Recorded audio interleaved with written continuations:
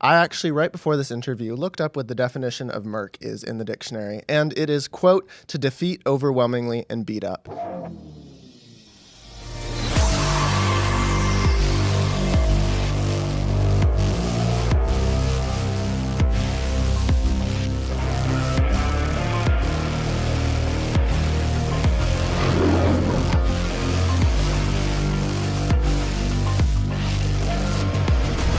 What's up, Tigers, and welcome back to the second episode of our second season of Tackle Talks, which is our student-produced show where we get to showcase some of the amazing staff and players that make our program what it is, and more importantly, define what it is to be a Tiger. Today, I'm joined by a rookie and an absolute icon who we're going to talk about, Kyle Merk. Kyle, welcome. You were originally from Toronto, and you played for the St Mikes Kerry Blues and the Junior Argos. Kyle, are you feeling nervous today? Not really, we did a little bit of media training before this, 50-second tutorial, so I'm ready to go here, ready for the cameras. Well, that's good because you have no reason to be worried. I actually, right before this interview, looked up what the definition of Merk is in the dictionary, and it is, quote, to defeat overwhelmingly and beat up. And I think that's exactly what you're doing. You had 13 and a half tackles, 1 for loss, 1 interception, and 5 PBUs this season. You were also the only rookie in the top 5 defensive players, and that gained you the Defensive Rookie of the Year. How does it feel? It feels great. I was put in a position here at Dal where I could really, make a big impact in my first year and really shine. And, I think I did just that. I'm super blessed, super grateful for all the people that helped me get to this position. All the coaches at Dal who have developed me into the player I am today, and I'm just super blessed, super grateful to be here overall. Good stuff. So you're from Toronto. Yep. You've played an awful lot of sports in your life. Do you have much of an interest in baseball? Because you seem to be a little bit of a fan of. I do like baseball. My grandpa used to take me to Jays games all the time. I used to love it. Looney Dogs used to be amazing there. I remember seeing players like Josh Donaldson there, MVP. It was super good around the playoffs there one year, but haven't really gotten back to that since. I hope they do soon. Well, we'll hopefully get them back there because you guys have also a super cool arena. Like the fact that the top opens, amazing. That's where the Jays play. Yeah, I haven't been to Toronto in a little while. So you've played a bunch of sports. You played hockey most of your life. Kind of an icon, not gonna lie. That's a good one. It's a good picture. When were you playing hockey? So I played hockey. Hockey was my main sport from when I was a kid. I don't even know how old I was, maybe like 6 or 7. It's just a thing for kids in Canada and Toronto especially. Just get on skates, start skating right away. My dad played hockey. He always loved it. Grandpa played hockey. He always loved it. So, naturally I was going to play. And yeah, I loved it from the second I started playing to the second I stopped. It was great the whole way through. We'll get to it a bit later, but were you playing hockey at the same time that you were playing football as well? Yes, I was for a little bit in high school. That's cool. Did you play on your St Mikes? Did they have a team? The St Mikes team is a little too good for me. It seemed to be quite the athletic school. We'll talk a little bit more about their specific football program later, but do you think is it like quite the athletic school? Yeah, absolutely. You got tons of NHL guys have come out of there. Legends of the game like Father David Bauer, Red Kelly, all those guys, Dave Keon. Super good history at the school, especially in hockey and football as well. When did you start playing football? I started playing football in my grade 10 year. So I would have played grade 9, but unfortunately it was COVID, so I had to wait the extra year, which was very unfortunate, but I'm super glad I did start playing and getting into it. In high school, we'll start with the Kerry Blues, and then we'll get to the Argos. You played for the Kerry Blues first. How was St. Mikes? While you were there, I understand you won. You were a team captain, and you won Most Improved. What year was that in? So team captain and Most Improved was my last year, so grade 12 year. Good stuff. And how was the program there, if you could describe it a little? It was really good. I learned so much at St. Mikes. I don't think I could have learned it anywhere else. The coaches were amazing. Coach Lumsden, Dr. Lumsden, he played football at St. FX, so obviously he knows what he's talking about. Coach Tropea, longtime football guy, played pro overseas. There's just so much knowledge and so many good people that really formatted and shaped my football career.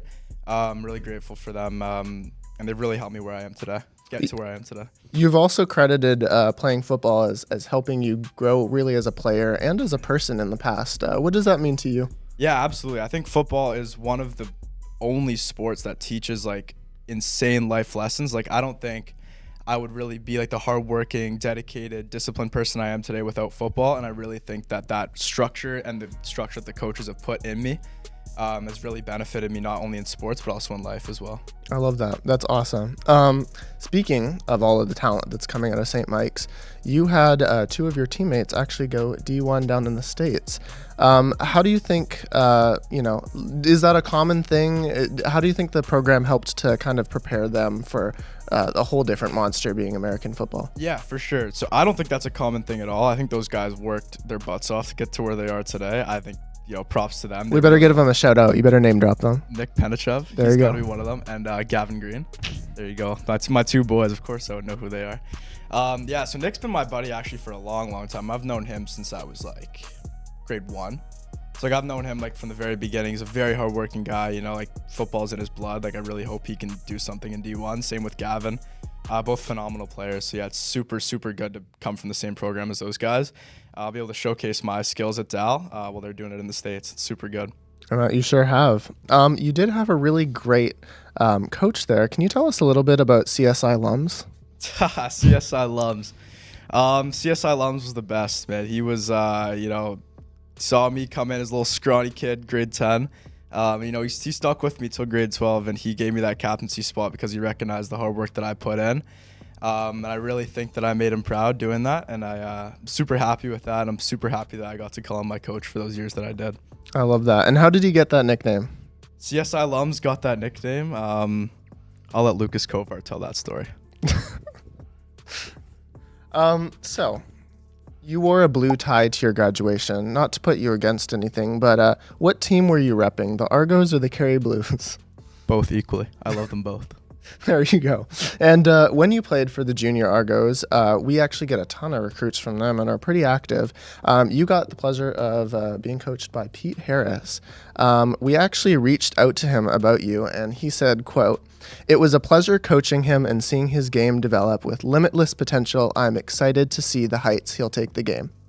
He also said that when you put your pads on, you reminded him a little bit of a turtle. What was it like to be coached by Pete Harris? So Pete Harris really has like a special place in my heart for coaches because he is really the reason that I realized that I could do something with football. I remember it was a day after an Argos practice. I was in grade 11, so it would have been 2 years ago now. I was after a random practice one day, and he just like called me over out of nowhere. He was like, "What do you want to do with football?" I'm like, "What do you mean?" And he's like, "What do you want to do with football? Like, you want to go to university? You want to play football?" I'm like, "I want to go to university and play football." He's like, "All right, man, I'm going to help you do that." And, he really did help me. And I don't think without that guidance, without him saying that to me and having that confidence, I really don't think that I would be where I am today. And, I'm really, really grateful to him for all the work that he's put in with me as a player and really pushed me to be my best. So I'm super, super grateful for him especially. And playing for the Argos, did you find that to be different than the Kerry Blues in any way? Or? Yeah, I thought it was very different. Just because like the demographic of the people that played for the Argos, like there was a whole like very, very different group of people on the Junior Argos who I really got to know and like. But on the Kerry Blues, it was really just like, the guys I went to school with since grade 7. So it was like not very diverse. Obviously our chemistry was unreal and we really knew each other well and we knew how to play with each other. But I really think the Argos challenged me to become more of like an adaptive player and become a better player in that sense. And how does like kind of the recruitment aspect come? Do you just have to sign up to play for them? Because it's a whole citywide thing, isn't it? Yeah, you do have to sign up to play with them. I'd say that's most of the recruiting that they do. And if you're good and you can go play, they're gonna put you on the field. They're gonna let you ball. There you go. Yeah. Also, I guess we'll get in a little bit more now to you coming to Dal.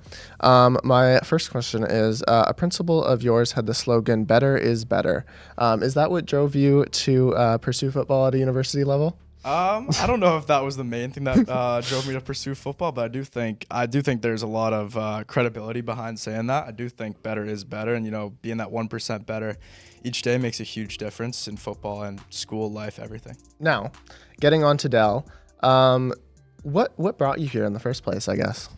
Well, I heard about Dal just from people around the neighborhood, people at school, people at camp, stuff like that. So I was obviously very interested in coming here, and then I did a little bit more research on the football program here. Filled out the recruiting form and everything. Talked to Coach Dre, who was very, very helpful in me coming here. He laid it out very clear what was going to happen. Laid out, set my expectations very early. And I think that transparency and being like, we want you to come play football for us was like really like drew me to come here. And the same thing, it's a great school as well. So that really just made me want to come here that much more. Absolutely. And you've obviously made a serious splash in your first year here. If you had to describe this first season in just a couple words, how would you describe it? I would say unexpected, especially having like the position switch that I did coming in here. I'd say it's very unexpected. But I'm super, super happy, obviously, the way it turned out, and I can't wait to keep building up more next season. You're now a DB or an LB? A little bit of a hybrid between, but okay. I don't know what's gonna happen next year. And what did you switch from? I switched from, so I played D-end at St Mikes, and then I played linebacker with the Junior Argos. So I've been all over the field on defense. And what is it about your current where you've landed that you think is best for your skill set? Well, I think me playing halfback and linebacker lines up with my skill set perfectly. I'm a very physical guy. I'm not afraid to make contact. I can tackle. But at the same time, I also do have that speed and agility where I can cover receivers that run good routes. And I think I proved that this year and did a good job with that. Obviously, you made that splash. How do you think, you've mentioned the culture before, how did that influence, kind of your success throughout this season? Yeah, the culture here is like unlike anything I've ever seen before. And all the guys are top-notch guys. They're all complete beauties. You won't have any problems with any of them. Yeah, the culture is just fantastic. I think it really allowed me to blossom here and become the player that I did. And the reason why so many guys here are so happy and love, lifting weights together and just being together, man, it's just everyone loves each other. It's super good. I love that. Speaking of lifting weights, we're obviously in the middle of the off season now. How have you found the training program so far? Absolutely fantastic. Sam Martin has been doing a phenomenal job getting us nice and jacked. And, the size has been really, really apparent, not just for myself, but for everybody on the team. Everyone looks great. Getting on to you're highly successful. You got an All-Star and, of course, your Defensive Rookie of the Year award. Coach Freddie had a lot to say about you during your award speech. He said, quote, he's tough as nails and hits like a truck, even though he's a little pretty boy. Is it difficult to be both an All-Star player and this handsome? Extremely difficult. And just for the people at home, you're kind of known for your hair. What is your hair care routine? I get it cut every 2 months, or when my mom says I look homeless, and that's about it. I feel like it's just a universal experience. Coming away, your mom is going to see you on a video call and make some kind of a comment. Pretty much, yeah. That's exactly how it went. Shout out to DA Cuts. Yep, DA Cuts. There you go. So that kind of brings me to the end. I mean, you've only had one season. Obviously, I'm certain that you're going to do a whole lot more here. But you're in commerce, I believe? Yes, commerce. What is next on the horizon for Kyle? Do you have any plans of where you might want to take it, or any majors maybe? Not right now, to be honest. I'm more just like kind of gauging, everything and seeing what everything entails.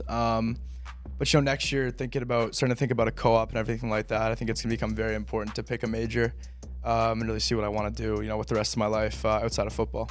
I love that. Finally, this is probably the most important question we're gonna ask you. But I hear your brother is very good at Fortnite. Could you beat him in a 1v1?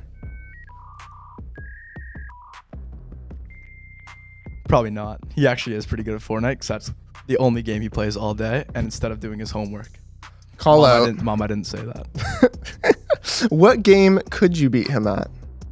I could still beat him at Shell and Madden, for sure. There you go.